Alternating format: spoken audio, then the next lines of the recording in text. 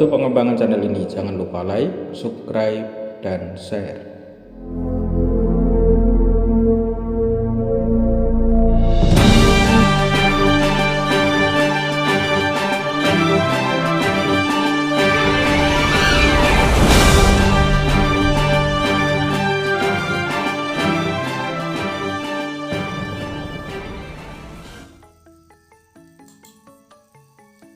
Assalamualaikum warahmatullahi wabarakatuh. Sahabat sekalian yang dimuliakan Allah, kali ini kita sudah memasuki episode ke-31 dari Tafsir Suluk Linglung. Kali ini kita akan membahas bait ke-8 sampai dengan bait ke-11 dari Pupuh Kinanti dari kitab Suluk Linglung. Semoga dapat menambah wawasan dan ilmu untuk menemukan hakikat diri. Bait-bait ini berisi tentang ajaran Nabi Khidir tentang syahadat sejati yang disampaikan kepada Sunan Kalijogo.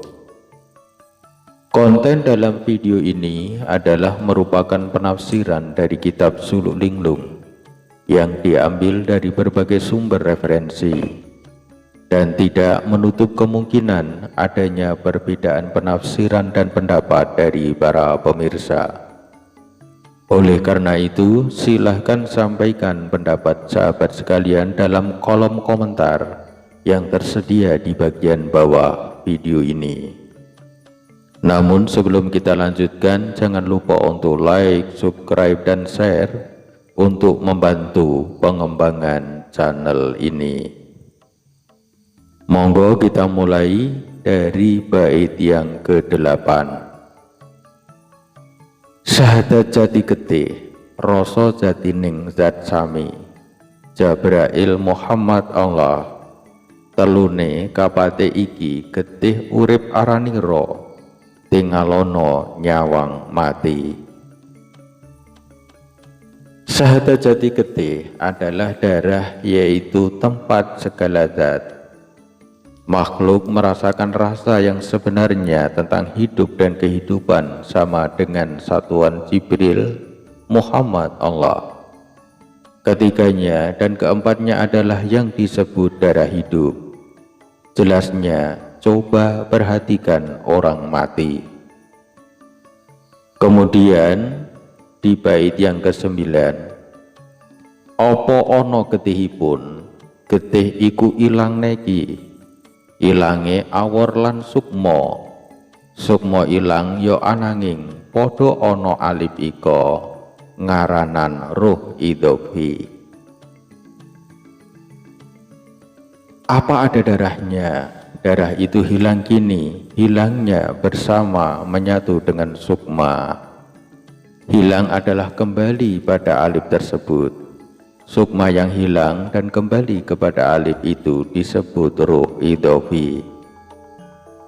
Maka dikatakan dalam Suluk Linglung, Nabi Khidir menyatakan bahwa syahadat jati adalah darah tempat segala zat atau makhluk mencerap rasa yang sebenarnya tentang hidup dan kehidupan sama dengan kemenyatuan antara Jibril, Muhammad, dan Allah.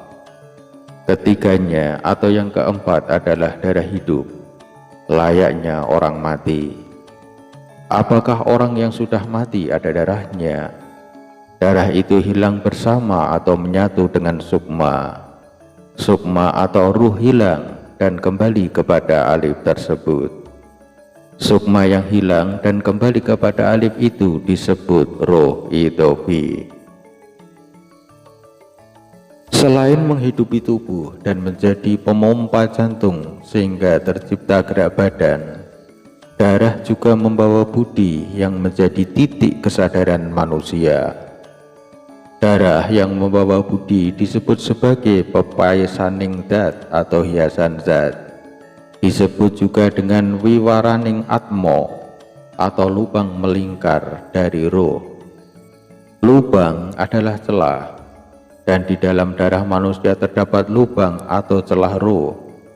Maka jika darah menghilang, maka ruh akan keluar dari tubuh fisik manusia.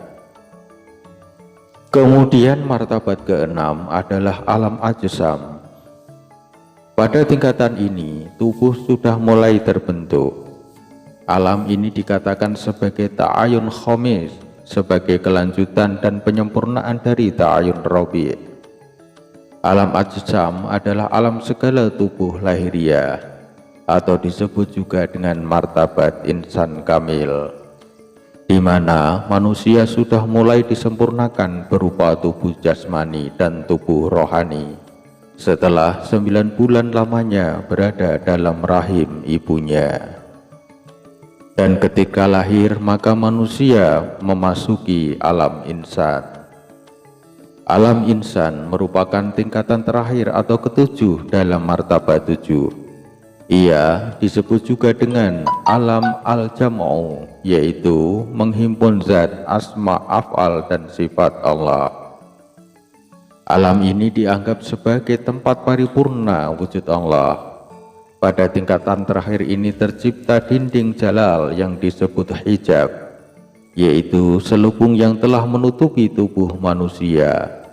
Dinding jalal atau jasad ini meski satu namun memiliki dua macam perwujudan, jasad turab dan jasad latif. Kemudian di bait yang ke-10, jisim latif jatenipun kang ing ngaranan jisim latif. Jisim angling duk ing kuno alif pinastanan angling. Alif iku tanpa netra, tan ngucap, tan miyarsi. Artinya, pengertian jisim latif atau yang disebut jisim latif ialah jisim angling yang sudah reda terdahulu, yaitu alif yang disebut angling, padahal alif itu tanpa mata, tidak berkata-kata, tidak juga mendengar. Kemudian di bait yang ke-11, tanpa karso tan andulu, iya iku ingkang alif. Alif tiba ing nek dunya, norane anane dadi. Alif iku jinabaran pan ruh idhofi zatullah. Artinya, tanpa perilaku, tidak melihat, dan itulah alif yang artinya sebenarnya lughawi. Alif jatuh bertempat berada pada nukotnya. Ketiadaannya, keberadaannya menjadi alif itu karena dijabarkan, dikembangkan. Bukankah ruh idhofi itu bagian zatullah? Jisim latif ialah jisim angling yang sudah mewujud semenjak dahulu kala, yaitu alif yang disebut angling atau Adam. Saat itu manusia baru dalam tahap konsep penciptaan di alam malakut, tanpa mata, tidak berkata-kata, tidak mendengar, tanpa perilaku, dan tidak melihat. Kemudian diturunkan ke dalam alam Adam dan menjelma Nur Muhammad di alam arwah. Maka menjadi roh idhofi yang harus bersandar pada yang lain, dan ini adalah bagian dari zat Allah. Lalu diturunkan lagi alam ajsam, dan ia dibungkus dengan jisim latif atau rohani dan turab atau jasmani. Kemudian manusia berada diproses di dalam rahim ibu hingga menjadi sempurna atau insan kamil dalam alam insan. Di alam inilah disatukan ke dalam rahasia zat Allah. Karena di dalam insan, tubuh yang kasar yang bisa dilihat dan dapat dirasakan dengan sentuhan, terjalin 7 martabat ilahiyah, yaitu ahadiyah, martabat ketuhanan, sampai martabat alam insan, tempat berkumpulnya zat Allah, sifat Allah, asma Allah, dan af'al Allah. Sahabat sekalian yang dimuliakan Allah, demikian pembahasan bait ke-8 hingga ke-11 dari Pupuh Kinanti dari kitab Suluk Linglung. Semoga dapat dijadikan sebagai tambahan pengetahuan untuk menemukan hakikat diri. Terima kasih sudah mengikuti pembahasan ini. Kami akhiri, wassalamualaikum warahmatullahi wabarakatuh.